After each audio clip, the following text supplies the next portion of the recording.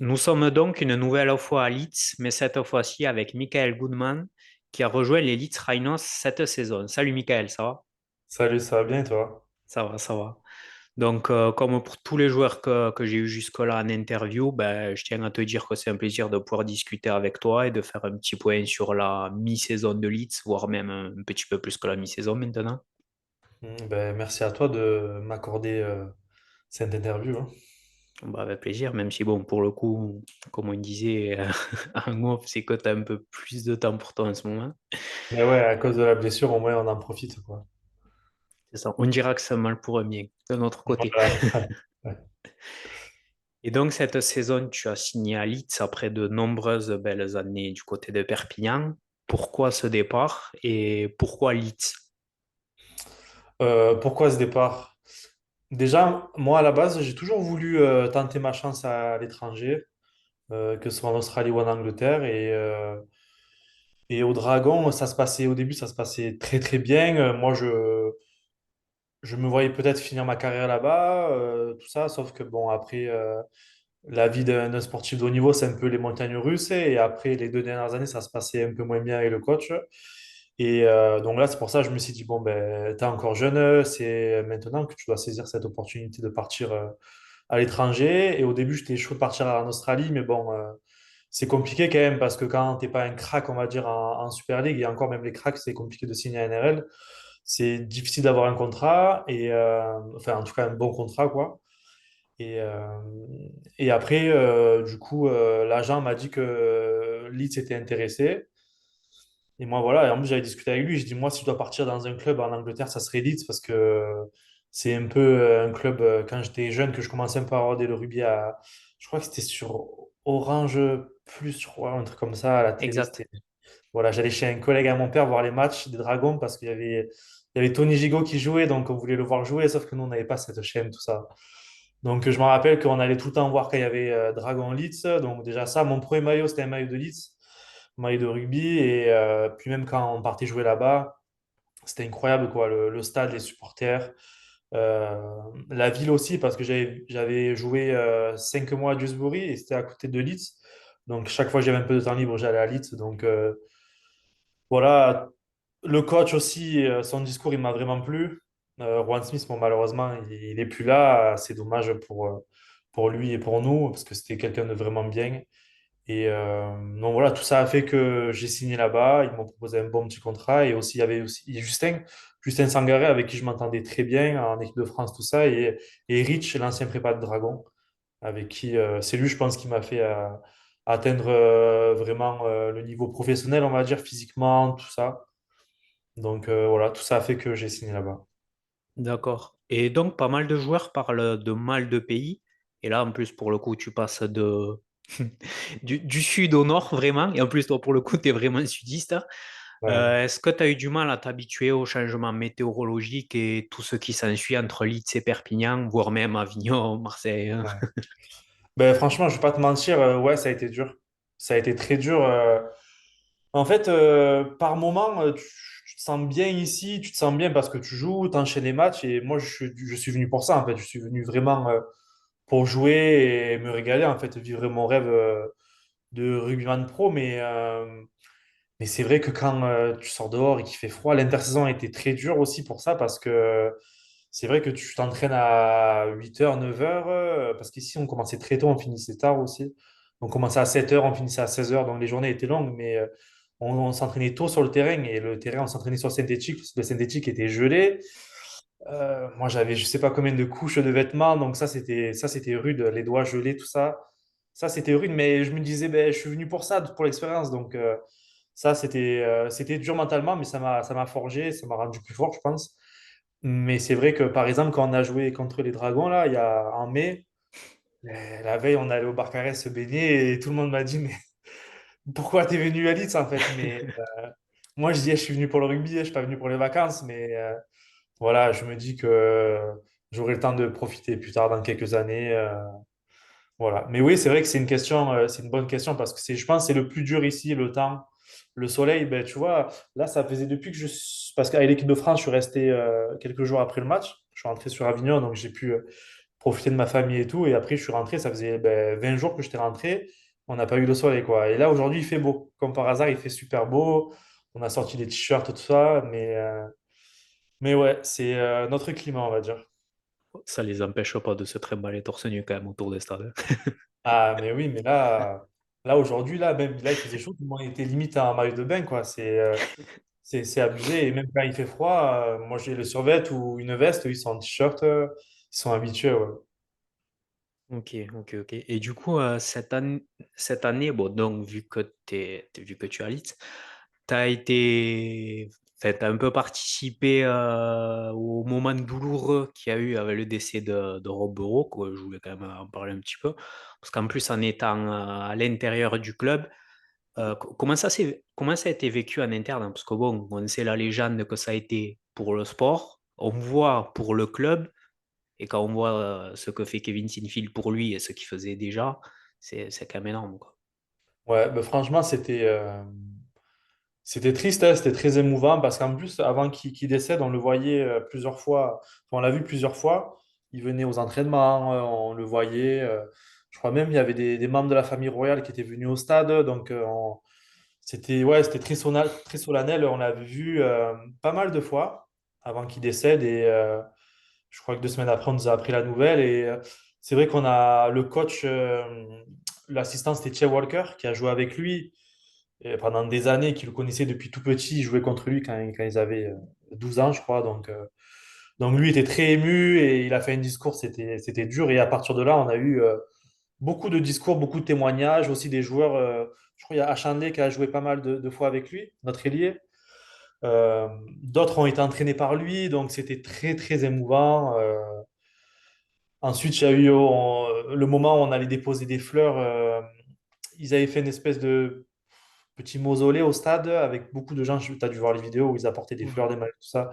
Ça, c'était triste aussi parce qu'il y avait ses parents aussi et chaque joueur, même moi, je suis gêné par rapport à ça. C'est vrai que je suis très pudique et on a dû les prendre dans nos bras, tout ça. Les parents et tous les joueurs l'ont fait et c'était beau, ouais, mais c'était très triste, quoi. Et après, le match, c'était incroyable. C'était une finale, en fait. Alors oui, c'était triste tout ça. L'avant, bon après l'avant, oui, on a eu quelques discours, tout ça, mais t'es focus pour le match. Mais le match en lui-même, c'était incroyable de gagner. En plus, c'était chaud, le stade était blindé.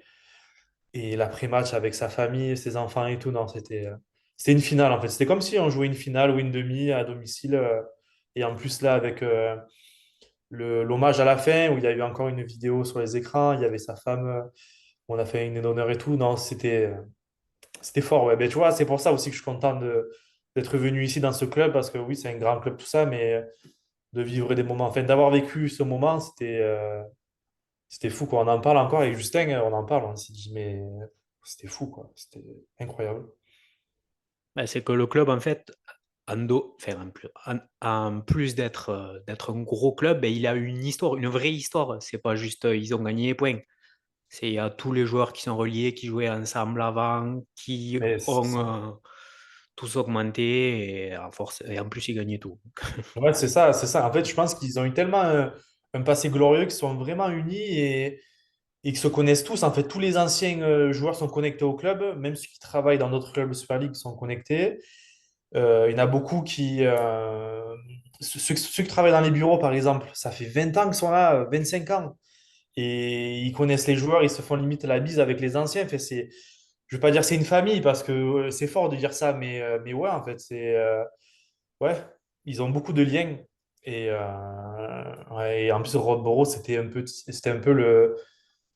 comment dire, le petit homme qui a réussi, en fait, dans le rugby à 13. Et voilà, il était apprécié de tous. Moi, bon, personnellement, je ne l'ai pas connu, surtout à la fin, pouvait pas parler tout ça, donc je l'ai pas connu, mais ouais, d'après tout ce qu'on m'a dit, tout ça, c'était une légende en fait. Même malgré cette maladie, tout ça, à la fin, c'était un truc de fou, quoi. Le mec faisait 1,65 m, je crois, ou un peu plus, et il se donnait. On a vu même des vidéos où il se battait avec des joueurs qui faisaient 2 mètres, des piliers de Super League et tout. Non, c'était fou, et c'est pour ça, ouais, ça, c'est une légende. Ouais, Oui, oui, oui, clairement.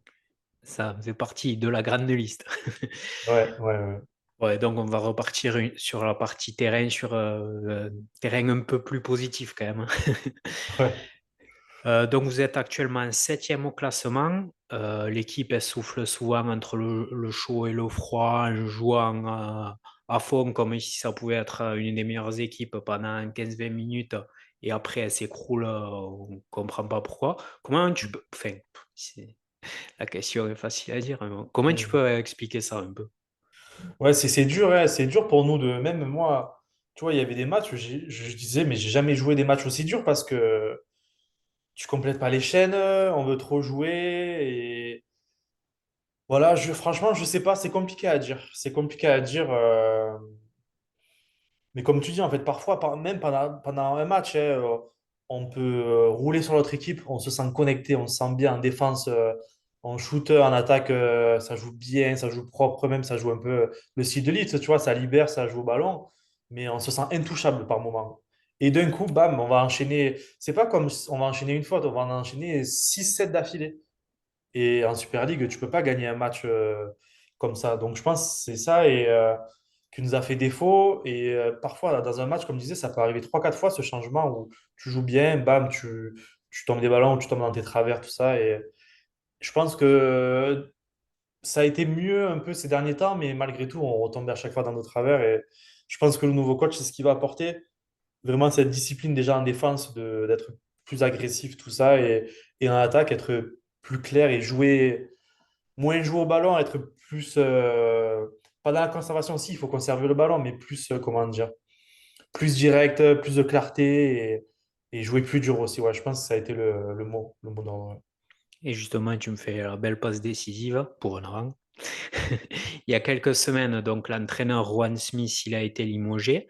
Et depuis, le club l'a remplacé par Brad Arthur il y a même pas, ouais, il y a une semaine. Une semaine, ouais. Et quelles ont été les premières consignes pour toi ou même pour l'équipe de l'ancien entraîneur de Parramatta, donc il y a encore quelques mois? Mm. Mais tu vois, moi, c'est compliqué parce que je suis blessé. Du coup, je ne vois pas trop ce qui se passe sur le terrain. Mais en tout cas, dans les séances vidéo, c'est. Ah, tu vois que le mec, c'est quelqu'un vraiment. Je pense que c'est vraiment un des meilleurs entraîneurs que j'ai côtoyé, alors que ça fait qu'une semaine qu'il est là, quoi. Tout était clair, simple, précis en fait. Et voilà quoi. Il nous a dit qu'il serait très honnête avec nous. Et par exemple, il y a des standards qu'il faut respecter. Et si tu respectes pas ces standards, eh ben, tu joueras pas. Je vais pas dire que c'est la mentalité style McNamara parce que c'est différent, mais ça y ressemble un peu. Ouais, mais c'était vraiment en tout cas clair ce qu'il a demandé et c'était simple. Il va pas révolutionner notre jeu, mais en tout cas, c'était ouais, des choses plus claires, des petits détails en fait. Je pense que aussi nos meneurs, ça va les rassurer. En tout cas, notre axe arrière, meneur et neuf, où des fois on partait dans tous les sens, à jouer dans tous les sens, et là, ça va être beaucoup plus structuré. Sachant que l'axe, en plus, bon, qui a quand même pas mal changé sur l'intersaison, il y a un bel axe. Hmm. Ouais, ben, tu vois, comme je disais, quand eux, ils sont vraiment connectés, on est imbattable. Enfin, imbattable, pardon, je me chauffe. Mais en tout cas, genre, on peut être vraiment une équipe très, très dangereuse, quoi. Tu vois, Brody Croft, enfin, je pense que c'est le meilleur demi avec qui j'ai joué. C'est un truc de fou. Aux entraînements, il casse des reins, c'est abusé. Arthur Morgue, il en cassait des reins, mais lui, c'est encore pire, quoi. Parce en plus, en défense, il est chaud. Et si lui, il est connecté avec Matt Foley ou le petit Sinfield, là, Loki Miller à l'arrière, il est implacable. Et en neuf, tu as Jared O'Connor qui est chaud ou Andy Akers qui, quand il démarre, ça va à 2000. Non, non. Quand vraiment, eux, ils sont connectés, que ça joue bien, que nous, devant, on arrive à faire le job, je pense qu'on peut être dangereux. Mais en plus, vous avez eu quand même pas mal de blessés pendant la saison. Du coup, si tu changes tout le temps l'équipe, c'est aussi pas facile pour structurer l'équipe. Moi, on a eu beaucoup de blessés. Après aussi, il faut le dire, des fois, on n'était pas bon. On était moyen. Voilà. Je pense qu'on s'est tous remis en question. Moi, le premier, on devait être meilleur, tout simplement, si on voulait gagner des matchs. Et voilà, parce que c'est un sport d'équipe. Et malheureusement, quand chacun fait sa faute, même si tu joues bien, c'est compliqué de gagner, quoi. Ouais. Ouais, bon, après, je parlais des blessures parce que, par exemple, bon, je sors le nom, mais le centre Harry Newman, qui c'est une pépite du championnat à la base, Ouais, il a souvent des pépins, malheureusement, parce que lui, si vraiment il explose, je dirais pas qu'il pourrait aller en NRL, mais ouais, il pourrait être pas loin. Du coup, forcément, si vous l'avez tout le temps, lui, plus un autre, ben, déjà, tu as un socle qui garde, parce qu'entre Newman, Andley, déjà juste les deux, c'est pas mal. Brody ouais. Croft derrière à la main, soit avec Sinfield, soit avec Froley, c'est sûr. Ouais. Ouais, D'ailleurs, ouais, toi, il y a des joueurs, ils sont excellents dans l'équipe. Et comme tu dis, on avait parfois des joueurs qui nous manquaient. Ouais. Mais bon, après, ça, c'est les aléas du rugby, hein. Une saison de Super League, c'est long et malheureusement, tu as des blessés. Mais c'est vrai que je pense que quand on a l'équipe au complet, ouais, il y a des gros joueurs. ben oui, parce que par exemple, O'Connor, donc, au poste de talonneur, ben, il a presque pris la place, entre Mm. parenthèses, à Andy Hackers, qui à la base était le talonneur titulaire. Et justement, Leeds, qui fait partie de ces clubs qui amène des jeunes. Et ça c'est cool. Ouais, ouais, ouais. Mais là, même, il y a plein de jeunes, ils sont chauds. Ouais. Devant, encore, ça va. Oui, il y en a, ils sont chauds devant. Mais derrière, il y a quelques pépites. Ben là, vu que Harry Newman s'est blessé, il y a Ned qui a joué, Ned McNormack qui a joué, qui a Mm. marqué. Bon, en marquant, il s'est blessé, mais lui, il vient du 15, il était en équipe d'Angleterre à 15. Très, très fort. Louis Roberts, un grand roux, très, très fort, très, très dur. L'ailier contre l'UFC qui a marqué le doublé, qui s'est blessé le match d'après aussi. Riley Lum, non, franchement, il y a des très bons joueurs, vraiment. Et tu vois, ces blessures, ça permet aux jeunes de jouer aussi. Donc, ouais, c'est comme ça. C'est ça. Et donc là, vous sortez d'une défaite la semaine dernière face à Warrington, bon, qui fait partie d'un des gros cadors cette année, et où tu es sorti blessé assez rapidement. Tout d'abord, c'est quoi l'état de ta blessure? Qu'est-ce que tu t'es fait? Pourquoi maintenant? Si tu sais. Ouais, ouais, je suis dégoûté. En plus, je me sentais vraiment bien. Pendant ce match, je suis rentré à la 15e, je crois. Ouais, j'ai joué 12 minutes, je crois. Et en plus, quand je suis rentré, on avait pas mal de ballons, donc je prenais des ballons chauds et tout, non. Et sur un ballon porté, en fait, je sens une grosse douleur dans mon épaule et ouf, je me dis, c'est pas normal ça. Et je veux rester sur le terrain. Et le ballon d'après, impossible, j'avais trop mal. Et en fait, c'est pas une déchirure, mais c'est le ligament de l'acromioclaviculaire, je crois, qui a été touché. Et donc, du coup, repos pendant 4 à 6 semaines. Voilà.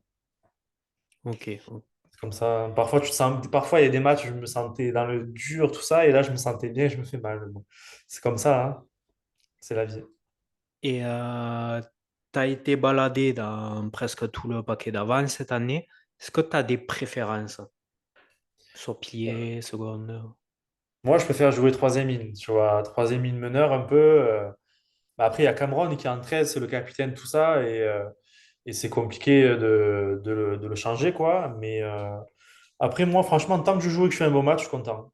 Seconde, franchement, seconde, je me suis régalé. Je me suis régalé à droite, à gauche. Et pilier parfois aussi. Mais quand j'étais sur le banc, que je rentrais tôt en plus, je rentrais tôt avant la 20e en général. Et je rentrais au milieu avec Sam Lissonnet. Alors lui, c'est un monstre. En attaque, c'est un monstre.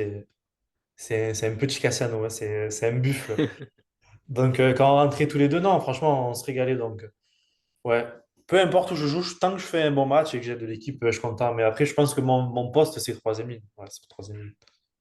Et c'est quoi donc ton ressenti enfin à la mi-saison, je dis encore à la mi-saison, mais c'est un peu plus, mais que ce soit individuellement parlant ou même collectivement donc, pour savoir un peu. Je pense que c'est un peu la même chose pour les deux. Je pense qu'on peut faire mieux et je peux faire mieux. Il y avait beaucoup de joueurs cette année, beaucoup de nouveaux joueurs. On a dû se chercher. On ne s'est pas souvent trouvé. Pour jouer ensemble, on n'avait pas cette balance un peu entre trop jouer ou compléter, comme je parlais avant. Et voilà, je pense que Rouen nous a donné beaucoup de liberté pour jouer. Et parfois, il faut un peu moins jouer, être plus direct. Ouais, je sais pas. Je sais pas, c'est compliqué à dire, mais en tout cas, je pense qu'on peut faire mieux. Ouais. Je suis content de nous, parce que malgré tout, on est septième, hein. On a perdu pas mal de matchs qu'on aurait dû gagner, et malgré tout, on est septième à 4 points, je crois, du sixième et cinquième, donc on n'est pas loin, mais on peut faire mieux. Moi, personnellement, je peux faire mieux. Ouais, Oui, parce que le top 8 complet, il est proche quasiment de toutes les équipes, ouais, hein. ouais, ouais, Enfin, en tout ouais. cas en termes de points. Ouais. Et donc, tu as été également sélectionné lors du match face à l'Angleterre. Vous avez, en gros, vous avez bien tenu pendant 2 fois 15 minutes, enfin, vraiment tenu. Sur quoi est-ce que tu penses qu'il faudrait vraiment travailler en plus pour réellement les tenir au moins? Même si, évidemment, il manquait les joueurs de NRL ou quoi, mais bon. Ben, c'est compliqué de savoir qu'est-ce qu'il faut faire parce que je pense que quand tu joues, surtout le match international, tu te donnes à 100%, hein. Qu'est-ce qu'il faut faire? Faudrait avoir de meilleurs joueurs, faudrait qu'on soit meilleur tout simplement. Et pour ça, si tu regardes l'Angleterre, ils ont combien de joueurs professionnels? 100, plus même. Je sais pas combien ils en ont, 120, 130. Et nous, on est combien? On doit être 30, 35. Et encore, je dis 120, mais peut-être que c'est le double. Peut-être qu'ils en ont 200 des joueurs pro. Voilà, c'est comme ça. Et en plus, ils ont pris les meilleurs, même s'ils sont jeunes, ils sont très bons. Ils jouent tous les week-ends en Super League, souvent titulaires. Et il y en a, c'est des cracks.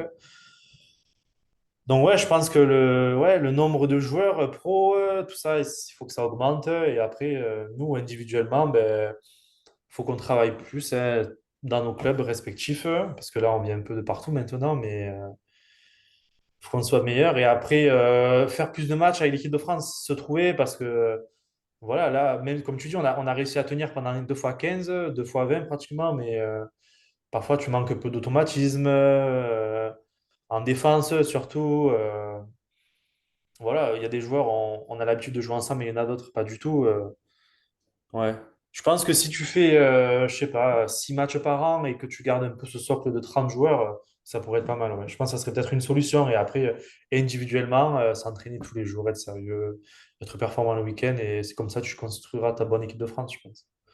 Oui, parce qu'après, c'est vrai que le vivier, d'ailleurs, justement, pour aller encore plus haut, comme on voit les Australiens, il y a tellement de joueurs pros Mm. que forcément, à la fin, ça devient tellement fort, tellement il y en a qui sont bien formés. Parce que, par exemple, quand on a une sélection de, je sais pas moi, si on sélectionne 20 joueurs sur 30, c'est plus facile pour certains. Mais si on sélectionne 20 joueurs sur 100 joueurs, Mm. c'est plus dur, c'est plus pointu. Après, ça, c'est le 13 français en général. De toute façon, qu'il faudrait évoluer. Mais ça, Ouais. c'est Ouais. normal. Tu vois, et pourtant, franchement, comme Laurent nous disait, même nous, on était confiants, hein, avant le match. On s'est dit, je pense on n'a jamais eu une équipe aussi forte. On est tous des joueurs de Super League. Les Dragons, ça fait des années qu'ils sont dans le top 4. Les autres joueurs qui jouent en Super League, il y avait d'autres joueurs qui jouent en Super League, voilà, ou en Championship, mais je crois qu'il n'y avait que des joueurs de Super League d'ailleurs. Peut-être, ouais.